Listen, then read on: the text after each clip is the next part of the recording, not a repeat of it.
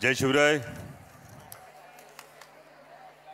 आजच्या या महिला मेळाव्यासाठी उपस्थित असणारे आपणा सर्वांचे मार्गदर्शक आदरणीय शरदचंद्रजी पवार साहेब, प्रदेशचे अध्यक्ष जयंतजी पाटील साहेब, खासदार फौजियाताई खान, खासदार वंदनाताई चव्हाण, जितेंद्रजी आव्हाड, अनिलजी देशमुख, सगळेच उपस्थित मान्यवर, कारण वेळेची पूर्ण जाणीव आहे, वेळ खूप झालेला आहे याची मला जाणीव आहे। सर्वात आधी तुम्हाला सांगतो, कारण फक्त घरातल्या माऊलीला माहीत असतं उशिरा जेवलं तरी चालतं, हे फक्त माऊलीला जमतं, आणि त्यामुळं हा होणारा वेळ जर पाहिला तर मी सुरुवातीला रोहिणीताई, भावनाताई आपलं मनापासून कौतुक करतो इतक्या देखण्या या नियोजनाबद्दल, आणि सर्वात आधी तुम्हा सगळ्यांना मानाचा मुजरा करतो, कारण हे केवळ तुमचं वैशिष्ट्य आहे, हे केवळ माझ्या माता भगिनींचं वैशिष्ट्य आहे की एकाच आयुष्यात मुलगी, पत्नी, बहीण, आई, आजी एवढी नाती जी माता भगिनी हे निभावू शकते, हे सौंदर्य, हे वैशिष्ट्य दुसऱ्या कुणाकडेही नाही, म्हणून तुम्हाला आधी मुजरा करतो। फार वेळ खरं तर बोलणार नाही, पण एक गोष्ट आवर्जून सांगतो की तुमचा कायम हेवा वाटतो। लोकप्रतिनिधी म्हणून म्हणण्यापेक्षा माणूस म्हणून तुमचा कायम हेवा वाटतो, कारण तुम्हाला जो वारसा मिळतो ना, हा वारसा मातृत्व, कर्तृत्व आणि नेतृत्वाचा वारसा मिळतो। कारण हा मातृत्वाचा जो वारसा आहे तो राष्ट्रमाता जिजाऊ माँसाहेबांचा वारसा आहे। म्हणजे देशाच्या जगाच्या पाठीवर अनेक साम्राज्य उदयाला आली, लयाला गेली, छत्रपती शिवाजी महाराजांच्या स्वराज्यापेक्षाही मोठी राज्य उदयाला आली, वैभवानं मोठी राज्य उदयाला आली, पण तरी सुद्धा छत्रपती शिवाजी महाराजांच्या स्वराज्याचं नाव घेतलं तर ऊर अभिमानानं भरून येतो। याचं महत्त्वाचं कारण म्हणजे राष्ट्रमाता जिजाऊ माँसाहेबांनी या स्वराज्याला दिलेलं नैतिक अधिष्ठान, हा मातृत्वाचा वारसा तुमच्याकडे येतो। जो कर्तृत्वाचा वारसा येतो तो क्रांतिज्योती सावित्रीबाई फुलेंचा वारसा येतो। म्हणजे उंबरठ्याच्या आत असलेल्या माऊलीला उंबरठ्याच्या बाहेर जाऊन जी कर्तृत्वाची क्षितिज उघडून दिली ती क्रांतिज्योती सावित्रीबाई फुलांनी दिली। आणि हा वारसा लक्षात ठेवून तुम्हाला हा निर्णय घ्यायचा आहे की जेव्हा आपल्यासारख्या सुप्रियाताईंसारख्या एका लोकप्रतिनिधीला जेव्हा एखाद्या पक्षाचा एखादा नेता सांगतो घरी बसा, तेव्हा तो नेता बोलत नसतो, ती प्रवृत्ती बोलत असते, जो आपला कर्तृत्वाचा वारसा आहे। या वारशानं अशा प्रवृत्तीचं काय करायचं याचा निर्णय तुम्हाला घ्यायचा। आणि तिसरा जो वारसा आहे तो नेतृत्वाचा, हा नेतृत्वाचा वारसा येतो तो पुण्यश्लोक अहिल्याबाई होळकरांचा वारसा येतो। तेव्हाची प्रथा होती सती जाण्याची, पण सरसेनानी मल्हारराव होळकरांनी सुनेला सती जाऊ दिलं नाही, तर एक आदर्श राज्यकारभार काय असतो याचं उदाहरण पुण्यश्लोक अहिल्याबाई होळकरांनी घालून दिलं। आणि हा नेतृत्वाचा वारसा लक्षात ठेवून तुम्हाला निर्णय घ्यायचा आहे की डोईचा पदर आला खांद्यावरी एवढं मनमोकळं वातावरण असणाऱ्या वारकरी संप्रदायाचा, आमच्या जनाबाईंच्या ओवींचा आपल्याला आदर्श घ्यायचा आहे की तू टिकली लाव तर मी तुझ्याशी बोलतो, असं एका पत्रकार भगिनीला बोलणाऱ्या प्रवृत्तीला महाराष्ट्र ताब्यात द्यायचा आहे। हा निर्णय या पुढच्या काळात आपल्याला घ्यायचा। मला अनेक जण विचारतात हा असा निर्णय तुम्ही का घेतला। मी वारंवार सांगतो माझ्या माता भगिनींचा हे फार मोठं यश आहे, हे फार मोठं श्रेय आहे की जेव्हा जे काही पक्षात घडलं, जे काही पक्षात झालं, रोहिणीताई तेव्हा मला अनेक जण विचारतात हा निर्णय डॉक्टर का घेतला।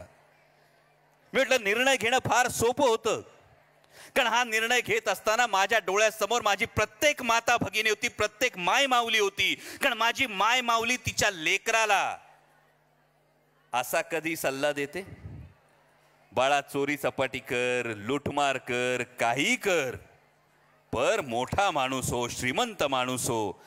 जगात अशी एक तरी माय माऊली आहे का ती आपल्या लेकराला असा सल्ला देईल। प्रत्येक माय माऊली आपल्या लेकराला हे सांगते, बाळा रोज पुरणपोळी नाही मिळाली तरी चालेल, चटणी भाकर खा, पण तत्वानी जग, सत्वानी जग आणि चांगला माणूस हो. हा जो तुमचा निर्णय आहे, हा जो तुमचा सल्ला आहे, त्या निर्णयासाठी, त्या सल्ल्यापायी आज इथं उभा आहे.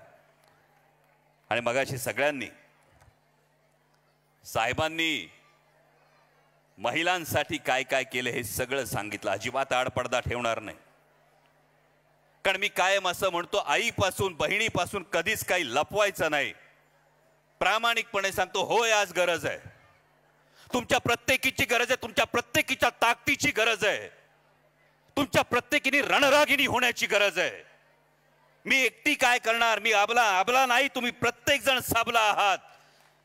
जी माझी माता भगिनी एवढी नाती निभावू शकते, जी माझी माता भगिनी मातृत्व, कर्तृत्व आणि नेतृत्वाचा वसान वारसा सांगू शकते, ती प्रत्येक जण साबला आहे. मी एकटीची नाही काय होणार असं जर वाटत असेल तर रवींद्रनाथ टागोरांच्या गीतांजली मधली एक काव्य पंक्ती सांगतो. सूर्य अस्ताला जाताना त्याच्या मनात विचार आला, माझ्यानंतर या जगाचं काय होईल, जगावर अंधाराचं साम्राज्य पसरेल. त्यावेळी एक पणती धिटाईनं पुढे आली, ती म्हणाली, तू अस्ताला गेल्यानंतर मी तेवत राहील. अंधारावर प्रकाशानं विजय मिळवता येतो, यावर जगाचा विश्वास कायम राहील. हा विश्वास तुम्हाला कायम ठेवायचा आहे. आणि जाता जाता फक्त हा आवाज तुमचा महाराष्ट्राच्या कानाकोपऱ्यात घुमेल, पण परवा कोणीतरी, कालच हा प्रश्न सध्या महाराष्ट्रात बऱ्याच ठिकाणी विद्यार्थी येतोय, का का का, याच्यावर फक्त भाष्य करतो. कुणीतरी म्हणालं काका का, कुणीतरी म्हणालं काका का, जनता म्हणाली अजूनही काकाच का. कुणीतरी म्हणालं काका का, जनता म्हणाली अजूनही काकाच का. पक्ष मिळाला, चिन्ह मिळालं, सगळं मनासारखं झालं, तरी अजूनही काका का. काका बोलता धनी, बोलवता धनी पुरेपूर जाणतो. जे कोण बोलत असतील, बोलवता धनी पुरेपूर जाणतो, काका का, पण महाराष्ट्राला पक्क ठाऊक आहे काकाच का. कारण काका फक्त माणूस नसतो, कारण काका फक्त माणूस नसतो, काका फक्त नेता नसतो. 50 वर्ष महाराष्ट्राच्या मातीतून, 50 वर्ष महाराष्ट्राच्या माणसातून वाहणारा काका एक विचार असतो. सर्वसामान्य शेतकरी, युवक, महिला प्रत्येकाला, सर्वसामान्य शेतकरी, युवक, महिला प्रत्येकाला मुजोर व्यवस्थेला का हा प्रश्न विचारण्याची तो ताकद देतो. काटेवाडीच्या का पासून कारगिलच्या का पर्यंत, काटेवाडीच्या का पासून ते कारगिलच्या का पर्यंत, काळ्या मातीच्या का पासून ते कणखर कातळापर्यंत महाराष्ट्राची दिल्लीतली ओळख काका, काकाच असतो. कांदा कांदा कापसापासून कारखान्याच्या कापर्यंत, कांदा कापूस कारखान्याच्या कापर्यंत प्रत्येकाचा आधार काका असतो. शेताच्या बांधावर काका असतो, विचारवंतांच्या बैठकीत काका असतो, उद्योगधंद्यांच्या धोरणात काका असतो, आणि म्हणून महाराष्ट्राचा अभिमान काका असतो. आणि म्हणूनच हे पुढचं फार महत्वाचं आहे. हे का होतं, का घडतं हे समजून घेण्यासाठी पुढच्या ओळी फार महत्वाच्या आहे. शेताच्या बांधावर काका असतो, विचारवंतांच्या बैठकीत काका असतो, उद्योगधंद्यांच्या धोरणात काका असतो, महाराष्ट्राचा अभिमान काका असतो. आणि म्हणूनच दिल्लीला महाराष्ट्राला झुकवण्यासाठी काका हवा असतो, आणि महाराष्ट्राला, म्हणूनच दिल्लीला महाराष्ट्राला झुकवण्यासाठी काका हवा असतो, आणि महाराष्ट्राला स्वाभिमानानं लढण्यासाठी काकाच हवा असतो.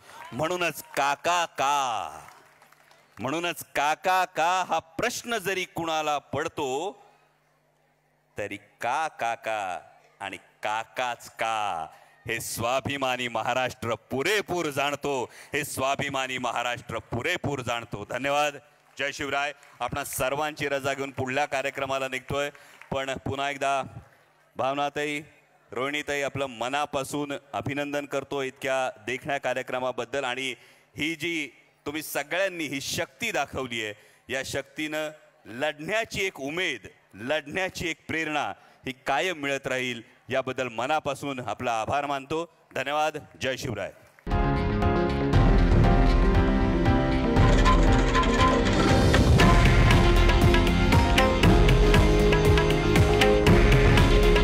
हे आहे देशातील नंबर 1 न्यूज नेटवर्क आणि आपण पाहत आहात TV9 मराठी. काळजी तुमची, हित महाराष्ट्राचं.